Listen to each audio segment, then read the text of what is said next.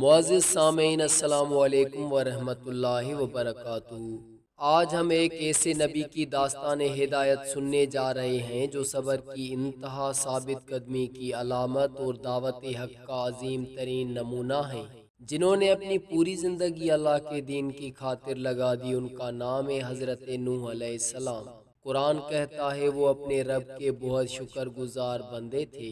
آج سے ہزاروں سال پہلے زمین پر انسان کم تھے، لوگ سیدھے سادے تھے، دل نیک تھے اور سب ایک اللہ کو مانتے تھے۔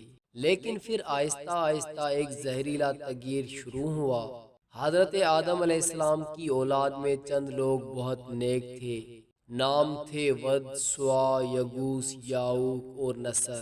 وہ لوگ عبادت گزار تھے، خدمت گزار تھے، لوگوں کے دلوں میں ان کے لیے بہت محبت تھی۔ جب وہ وفات پا گئے، قوم کے دل خالی ہو گئے، محبت میں گلو آ گیا۔ اسی موقع پر شیطان آیا اور انسان کو ایک نہایت نرم، چلتی پھرتی لگنے والی بات کہہ دی کہ ان نیک بزرگوں کی یاد میں ان کے مجسمے بنا لو، جب انہیں دیکھو گے تو عبادت میں دل لگے گا۔ غور کیجئے، شیطان نے عبادت سے بھٹکانا نہیں چاہا، بلکہ عبادت میں لگن کا بہانہ بنا کر پہلے دھوکہ دیا۔ قوم نے کہا، ہاں یہ ٹھیک ہے، اس میں کیا برائی ہے، بس یادگار ہی تو ہیں۔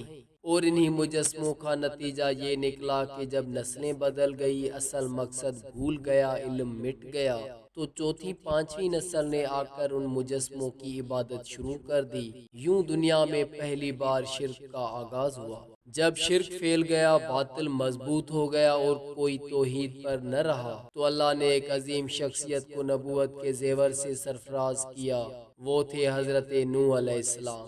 نوح کو اللہ نے حکم دیا، اے نوح، اپنی قوم کو توحید کی طرف بلاؤ، انہیں سمجھاؤ کہ یہ بت کچھ نہیں کر سکتے اور اللہ کے سوا کوئی عبادت کے لائق نہیں۔ حضرت نوح علیہ السلام نے قوم کو نہایت محبت سے سمجھایا، اے میری قوم، اللہ کی عبادت کرو، اس کے سوا کوئی خدا نہیں۔ لیکن قوم کا حال کیا تھا؟ وہ کہتے تھے، اے نوح، ہم تمہیں بھی عام انسانوں جیسا دیکھتے ہیں، تم میں کیا کمال ہے؟ کوئی کہتا، میرے آبا و اجداد غلط نہیں ہو سکتے، نوح علیہ السلام غلط ہیں۔ کوئی کہتا، ہم اپنے باپ دادا کے راستے چھوڑ کر تمہاری بات کیوں مانیں؟ کیا ہمیں اپنے بزرگوں کی توہین کرنی ہے؟ کوئی ہنستا، مذاق اڑاتا، کہتا، اے نوح، تمہاری باتوں میں کوئی وزن نہیں۔ اور کچھ تو اتنے حد سے گزر گئے کہ حضرت نوح علیہ السلام کی ہر بات سننے سے پہلے ہی کانوں میں انگلیاں ٹھونس لیتے، اوپر چادریں لپیٹ لیتے کہ ان کی آواز نہ سنے۔ قرآن نے ان کا انداز یوں بیان کیا، انہوں نے اپنی انگلیاں کانوں میں ٹھونس لی، اپنے کپڑے لپیٹ لیے، ضد پر اڑ گئے، تکبر میں ڈوب گئے۔ میرے بھائیوں، سوچ کر دیکھیں، حضرت نوح علیہ السلام نے 1-2 سال نہیں، 10-20 سال نہیں، بلکہ 950 سال تک دعوت دی، دن میں بھی، رات میں بھی، اعلانیہ بھی، تنہائی میں بھی، مجمع میں بھی، گھر گھر بھی۔ ایک لمحہ بھی غافل نہ رہے، لیکن ایمان لانے والوں کی تعداد گنتی کے چند لوگ، اور وہ بھی سماج کے غریب، کمزور اور سچے دل والے انسان۔ قوم کے سرداروں نے کہا، نوح، ہم تمہاری بات تب مانیں گے جب تم پہلے ان غریب لوگوں کو اپنے پاس سے نکالو، ہم ان کے ساتھ نہیں بیٹھ سکتے۔ حضرت نوح علیہ السلام نے فرمایا، میں مومنوں کو اپنے سے دور نہیں کروں گا، ان کا حساب اللہ کے پاس ہے، اور میں کوئی ایسا کام نہیں کروں گا جو اللہ کو پسند نہ ہو۔ سردار چراغ پا ہو گئے، کہنے لگے، نوح، تم سچے ہو تو عذاب لے آؤ۔ جب قوم نے ہر دلیل کو ٹھکرا دیا، ہر موقع ضائع کر دیا اور حق کو ماننے سے انکار کر دیا، تب حضرت نوح علیہ السلام نے کہا، اے میرے رب، میں نے اپنی قوم کو رات دن بلایا، مگر میری دعوت نے انہیں دور ہی کر دیا۔ تب اللہ نے وحی بھیجی، اے نوح، اب تمہاری قوم میں سے کوئی بھی ایمان نہیں لائے گا سوائے ان کے جو ایمان لا چکے، لہٰذا غم نہ کرو اور میرے حکم سے ایک کشتی بنانا شروع کر دو۔ یہ وہ فیصلہ کن لمحہ تھا جس کے بعد پوری دنیا بدلنے والی تھی۔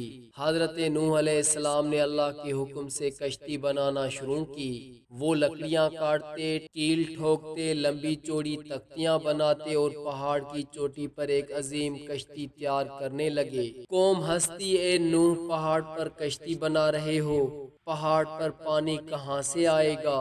نعوذ باللہ، وہ کہتے کہ یہ تو دیوانہ ہو گیا ہے۔ مگر حضرت نوح علیہ السلام خاموشی سے اپنا کام کرتے رہے، کیونکہ انہیں یقین تھا کہ اللہ کا حکم بہت قریب ہے۔ پھر وہ وقت آیا جب اللہ کا فیصلہ ظاہر ہونے والا تھا۔ ایک دن اچانک حضرت نوح علیہ السلام کے گھر میں موجود تنور، جی ہاں وہی تنور جس میں روٹیاں پکائی جاتی تھیں، وہ اچانک ابل پڑا، اس میں سے پانی پھوٹنے لگا۔ یہ وہی علامت تھی جس کا وعدہ اللہ نے پہلے ہی دیا تھا۔ حضرت نوح علیہ السلام فوراً سمجھ گئے کہ اللہ کا حکم آ پہنچا ہے۔ اسی لمحے اللہ نے حضرت نوح علیہ السلام کو حکم دیا، اے نوح اپنی آل، اپنے ماننے والوں اور ہر جانور کے ایک ایک جوڑے کو کشتی میں جمع کر لو۔ حضرت نوح علیہ السلام نے اپنے ساتھیوں کو آواز دی، اللہ کا فرمان آ چکا ہے، سوار ہو جاؤ۔ مومنین فوراً کشتی میں داخل ہو گئے اور ہر جانور نر اور مادہ اللہ کے حکم سے خود بخود آتے گئے۔ یہ منظر اپنی مثال آپ تھا، زمین پر کالا گھٹا چھا رہا تھا، ہوا بھاری ہوتی جا رہی تھی اور آسمان کسی بڑے طوفان کا پیش خیمہ بن چکا تھا۔ حضرت نوح علیہ السلام نے کشتی کے دروازے کی طرف دیکھا، اسی وقت اللہ نے خود حکم دیا، کہا گیا سب اس میں سوار ہو جاؤ، اور اے نوح کشتی کا دروازہ خود ہمارے حکم سے بند ہوگا۔ دروازہ بند ہوا اور زمین پر اللہ کا فیصلہ اتر آیا۔ اچانک آسمان کھل گیا، بادلوں نے ایک لمحے کے لیے بھی سانس نہیں لیا، بارش نہیں بلکہ پانی کے دریا آسمان سے برسنے لگے۔ قرآن کہتا ہے ہم نے آسمان کے دروازے کھول دیے، ساتھ ہی زمین کے اندر سے چشمے پھوٹنے لگے۔ قرآن کہتا ہے اور ہم نے زمین کو چشموں میں بدل دیا۔ آسمان اوپر سے برسا رہا تھا، زمین نیچے سے ابل رہی تھی، اور دیکھتے ہی دیکھتے پانی اونچا ہونے لگا۔ گھر، محل، عمارتیں سب پانی میں ڈوبتے گئے۔ لوگ پہاڑوں کی طرف بھاگتے، اونچائیوں کا سہارا لیتے، لیکن پانی ہر لمحے انہیں پیچھے چھوڑتا جا رہا تھا۔ یہ وہی وعدہ تھا جسے انہوں نے مذاق بنایا تھا اور آج وہ اپنی آنکھوں سے دیکھ رہے تھے۔ کشتی پانی پر تیرنے لگی۔ حضرت نوح علیہ السلام اپنے رب کے حکم سے مطمئن تھے، مگر باپ تھے، دل میں محبت ضرور تھی۔ انہوں نے دور ایک پہاڑ پر اپنے بیٹے کنعان کو دیکھا، وہ پانی سے بچنے کے لیے بلند مقام پر چڑھ رہا تھا۔ نوح نے درد بھری آواز سے پکارا، اے میرے بیٹے ہمارے ساتھ کشتی میں سوار ہو جا۔ بیٹا جو ایمان نہیں لایا تھا تکبر میں بولا، میں پہاڑ پر پناہ لے لوں گا، یہ مجھے بچا لے گا۔ حضرت نوح علیہ السلام نے کہا آج کوئی چیز اللہ کے فیصلے سے بچا نہیں سکتی، لیکن وہ نہ مانا۔ پھر قرآن کہتا ہے ایک بڑی موج آئی اور دونوں کے درمیان حائل ہو گئی اور بیٹا پانی میں ڈوب گیا۔ میرے بھائیوں، باپ کا دل کس حال میں ہوگا، اللہ کے نبی کی تربیت کا ثمر کس دل خراشی سے ختم ہوا ہوگا۔ یہ منظر آج بھی انسانیت کو رلا دیتا ہے۔ کشتی پانی میں بہتی رہی، دن گزرتے رہے، ہفتے بدلتے رہے، مہینے گزرتے رہے۔ 6 ماہ تک دنیا میں پانی ہی پانی تھا، نہ کوئی پرندہ، نہ کوئی جانور، نہ کوئی انسان، صرف اللہ کے فیصلے کی نشانی۔ کشتی پہاڑوں پر جیسے لہروں کے درمیان تیرتی رہی، اللہ نے خود اس کی رہنمائی کی۔ حضرت نوح علیہ السلام اپنے ساتھیوں کو اللہ کی نعمتیں یاد دلاتے، بڑے صبر کے ساتھ سب کو تسلی دیتے، یہ اللہ کی حفاظت ہے اور اللہ اپنے بندوں پر مہربان ہے۔ حضرت نوح علیہ السلام نے دعا کی، اے میرے رب مجھے مبارک جگہ اتار۔ پھر وہ دن آیا جب اللہ نے زمین سے کہا، اے زمین اپنا پانی پی جا، اور آسمان سے کہا، اے آسمان بارش روک دے۔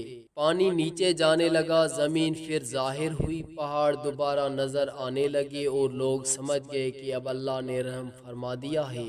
قرآن کہتا ہے کشتی جودی کے پہاڑ پر آ کر ٹھہر گئی۔ یہ وہی پہاڑ ہے جو آج ترکی کے علاقے میں موجود ہے۔ کشتی رک گئی، لوگ باہر نکلنے لگے۔ نئی ہوا، نئی فضا، نئی زمین، ہر طرف خاموشی تھی، اور اس خاموشی میں حضرت نوح علیہ السلام زمین پر سجدے میں گر گئے اور اللہ کا شکر ادا کیا۔ انسانیت کا نیا دور شروع ہوا، نئے بچے، نئی نسلیں، اور قرآن کہتا ہے ہم نے نوح کی اولاد ہی کو باقی رکھا۔ آج پوری دنیا میں جتنے انسان ہیں سب حضرت نوح علیہ السلام کی نسل سے ہیں۔ حضرت نوح علیہ السلام کے واقعہ سے ہمیں سبق ملتا ہے کہ شرک کی ابتدا ہمیشہ محبت کے غلط استعمال سے ہوتی ہے۔ یہی شیطان کا سب سے بڑا ہتھیار ہے۔ دعوت دین میں صبر کی انتہا نوح علیہ السلام کے پاس ہے۔ اللہ کے نزدیک غریب، مومن، مالدار کافر سے بہتر ہے۔ اللہ کا فیصلہ آ جائے تو دنیا کی کوئی طاقت نہیں بچا سکتی۔ نجات صرف اللہ کی اطاعت میں ہے۔ کشتی وہی بچتی ہے جس سے اللہ بچائے۔ نوح کا واقعہ ہمیں توحید کا سبق دیتا ہے۔ ہر قسم کی عبادت، مدد، امید اور خوف صرف اللہ سے۔